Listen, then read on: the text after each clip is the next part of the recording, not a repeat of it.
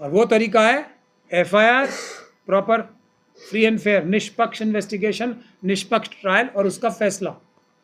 मेरे पास तो बहुत सारी जानकारियाँ हैं। मैं ही वो बन जाऊँ मोदी जी कि हमने बोल दिया तो 56 इंच की छाती है, 56 इंच की छाती है। नहीं, सब लोग इस पे गिद्ध की तरह टूट पड़ेंगे कि मैं इसमें से क्या नोच लूँ और मैं इसमें से क्या नोच लूँ। ये हो रहा होगा ना। देखिए, मैं कभी भी कोलिजियम के खिलाफ नहीं हूँ। क्यों? उसकी वजह है। उसकी वजह यह है कि हमारे पास सिर्फ 2 ऑप्शन है। और मैं इलेक्शन कमीशन की अपॉइंटमेंट का ही एग्जाम्पल देके बताता हूँ। एक सिस्टम ये है जिसमें सत्ता पक्ष का एक व्यक्ति होगा, विपक्ष का एक व्यक्ति होगा और एक चीफ जस्टिस होगा जिसको शायद थोड़ा बहुत न्यूट्रल मान सकते हैं। एक ऐसा सिस्टम है। और दूसरा ऐसा सिस्टम है कि 2 व्यक्ति सत्ता पक्ष के होंगे और एक विपक्ष का होगा। तो अगर अमित शाह जी और मोदी जी चुनने वाले हों और हमारे चीफ जस्टिस और नंबर 2 और 3 चुनने वाले हों, एक तरफ, दोनों में से एक तरफ अमित शाह जी हों, मोदी जी हों और राहुल गांधी जी हों, एक तरफ ये जज चुनने का सिस्टम हो और दूसरी तरफ हो मोदी जी, राहुल गांधी जी और चीफ जस्टिस साहब, तो आप किसको चुनेंगे ये बता दीजिए मुझे।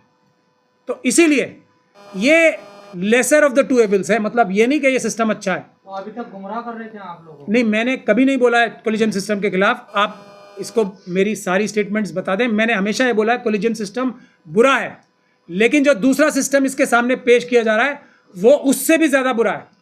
सिस्टम को बेहतर करने की ज़रूरत है। सबसे पहला काम ये होना चाहिए, हायर जुडिशरी में 100% रिजर्वेशन होनी चाहिए। एक ही परिवार जज बनता रहे। 100% रिजर्वेशन होनी चाहिए, मेरा प्रपोजल है।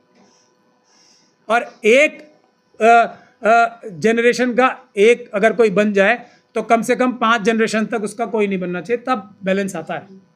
नहीं तो नेपोटिज्म होगा ही होगा, ह्यूमन नेचर है। तो अभी कोलिजन सिस्टम से नहीं, आप बीजेपी में देख लीजिए ना, एक ही परिवार से कौन कौन क्या नहीं बना है। परिवारवाद की बात नहीं है। कांग्रेस में देख लीजिए, एक ही परिवार में कौन कौन क्या नहीं बना है। तो परिवारवाद का मतलब कोलिजन सिस्टम से नहीं आता है। परिवारवाद गलत है, कोलिजन सिस्टम गलत नहीं है। सिस्टम, कोलिजन सिस्टम भी गलत है जो, लेकिन दूसरा सिस्टम है वो उससे भी ज़्यादा गलत है। जैसे वक्फ का बिल मैं बताऊँ आपको, जो आज का वक्फ एक्ट है वो भी गलत है, लेकिन उससे भी ज़्यादा गलत नहीं आ जाए ना हमारे सर पे। तो पहली चीज़ होनी चाहिए ट्रांसपेरेंटली, उसका एग्ज़ाम होना चाहिए, इंटरव्यू होना चाहिए, और इंटरव्यू पब्लिक डोमेन में लाइव स्ट्रीम होना चाहिए।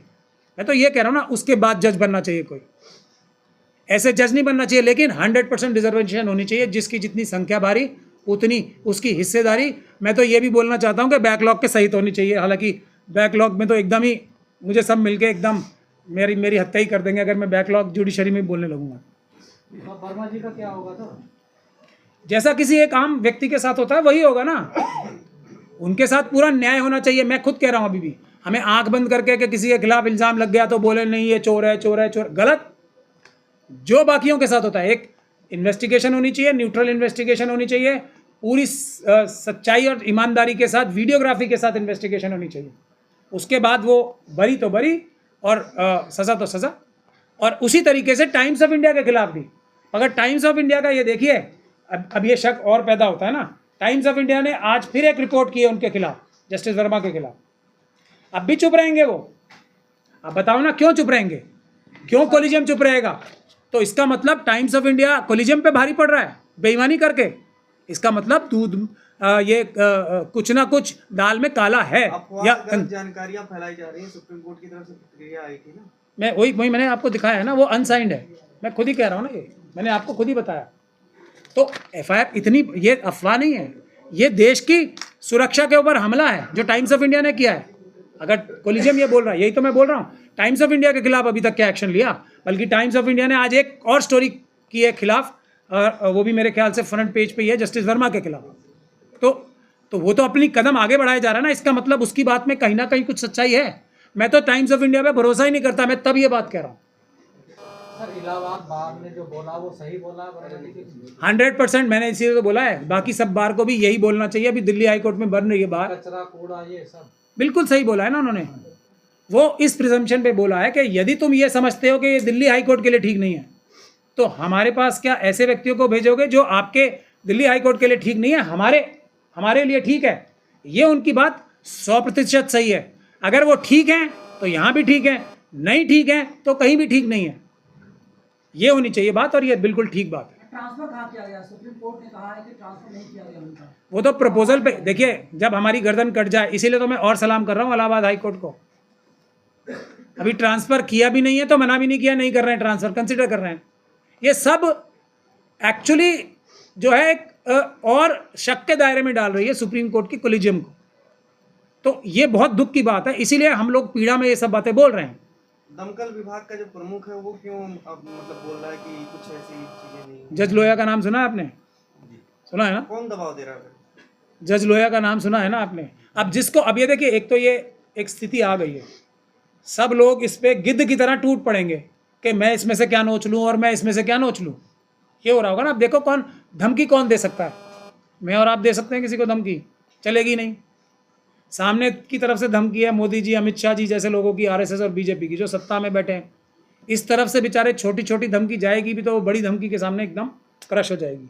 धमकी इस वक्त सिर्फ एक ही पक्ष दे सकता है, वो है आरएसएस और बीजेपी का।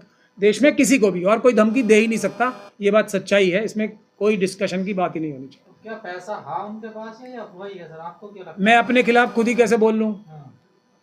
मेरे पास जानकारी हो भी तो मैं अपने ही खिलाफ खुद बोल लूँ? एक ही तरीका है उसका पता करने के लिए, और वो तरीका है FIR, proper free and fair, निष्पक्ष इन्वेस्टिगेशन, निष्पक्ष ट्रायल और उसका फैसला। मेरे पास तो बहुत सारी जानकारियाँ हैं। मैं ही वो बन जाऊँ मोदी जी कि हमने बोल दिया तो 56 इंच की छाती है, 56 इंच की छाती है? नहीं, हम एक सीबीआई की एफआईआर में भी आया, वो फ्रंट पेज पे आज टाइम्स ऑफ इंडिया ने छापा है। मैं यही कह रहा हूँ ना, तो टाइम्स ऑफ इंडिया अगर वो वाली खबर, इसीलिए मतलब शक और बढ़ रहा है ना, इसीलिए कोलिजियम सिस्टम को एक भी क्षण गवाए। ये छुट्टी है, आज सैटरडे है, आज हम घर में चाय पियेंगे, नहीं, आज के आज ही कुछ फैसला करना चाहिए। ये कोलिजियम सिस्टम बचाने के लिए ही नहीं, ये देश की न्यायिक व्यवस्था, सुप्रीम कोर्ट की एग्जिस्टेंस को बचाने के लिए लड़ाई हो गई। अब इससे महत्वपूर्ण कार्य कोई नहीं है कोलिजियम के लिए आज। और कोलिजियम सिस्टम के ऊपर ये सबसे बड़ा हमला है।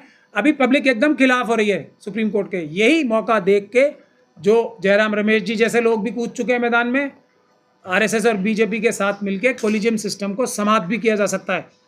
और ऐसा सिस्टम आ सकता है जिसमें मोदी जी और अमित शाह जी जज बनाएंगे फिर बैठ के। और वो फिर कैसे बनेंगे? जो मेरे ख्याल से अगले दिन राज्यसभा की सबको मिलेगी रिटायर होते ही, और सबको ही बीजेपी की टिकटें भी मिलेंगी। जैसे अभी भी मिल रही है, फिर क्या दिक्कत है अगर वो? नहीं, फिर तो एकदम रूल बन जाएगा ना, आप ये करो और ये मिल जाएगा आपको। फिर तो मतलब बिल्कुल फ्री हैंड हो जाएगा। चुन के साध्वी प्रज्ञान सिंह ठाकुर को चीफ जस्टिस बना देंगे सुप्रीम कोर्ट का। ऐसा भी हो सकता है, फिर तो कुछ भी हो सकता है। सर जजों की जो टिप्पणियां आ रही है इलाहाबाद हाई कोर्ट से, जैसे वो उस पर बलात्कार को लेकर के, कैसे देखते हैं? देखिए वो इस वक्त महत्वपूर्ण मेरी नज़र में तो नहीं है। ऐसा तो रोज़ हो रहा है सब जगह, मनुवादी मानसिकता हमारे जुडिशरी में। क्योंकि देखिए परसेंटेज भी तो देखिए ना, ऐसी बात बोलेंगे तो क्या ये शोभा देगा देश के? जब मानसिकता तो नहीं बदल सकती ना, कहीं भी बैठ जाओ आप। वो बहुत डिसिप्लिन लोग होते हैं जो अपनी पैदाइशी मानसिकता को चेंज कर पाते हैं, वो बहुत डिसिप्लिन लोग होते हैं। वैसे बहुत कम है, वैसे बहुत कम लोग होते हैं। ये मिश्रा जी एक इनसे पहले थे, वो भी कह रहे मोरनी के आंसुओं से प्रेग्नेंट हो जाती है। मैं यही तो कह रहा हूँ ना, ये अब जब बचपन से जिस माहौल में आप पैदा हुए हो उसको बदलने के लिए बहुत बड़ा डिसिप्लिन और बहुत बड़ा वो चाहिए होता है, बहुत रिजॉल्व चाहिए होता है। वो बहुत कम लोगों में होता है। वो रेयर बाबा साहब जैसे लोग होते हैं कि इतनी मुश्किलों के बावजूद भी हर कठिनाई को पार करके वो जीत की तरफ बढ़े, ऐसा होता है। न्यायपालिका राम भरोसे चल रही है क्या? सब ऐसे ही परसेंटेज देख लो ना कि किस संख्या में कौन है, किस वर्ण व्यवस्था के किस हिस्से से कितने लोग कहाँ पर हैं। वही सच्चाई और ईमानदारी का सबसे बड़ा पैमाना तो वही है ना। SC ST मुस्लिम सिख क्रिश्चियन बौद्ध और OBC होंगे तो 90% तो ईमानदारी ही होगी। फिर भी आप कोलिजियम का सपोर्ट कर रहे हैं? 10% फिर भी कर रहा हूँ, क्योंकि उसके बाद तो एक भी नहीं आएगा ना, उसके बाद नहीं आएगा कोई भी। उसके बाद तो यादव साहब जैसे ही जज आएंगे, वो भी ढूंढ के। कोई ललई यादव जी जैसे तो नज़र भी नहीं आने देंगे, उनको पास में भी नहीं पटकने देंगे। यादव साहब, ऐसे वाले यादव साहब माइक्रोस्कोप से ढूंढ के लाए जाएंगे।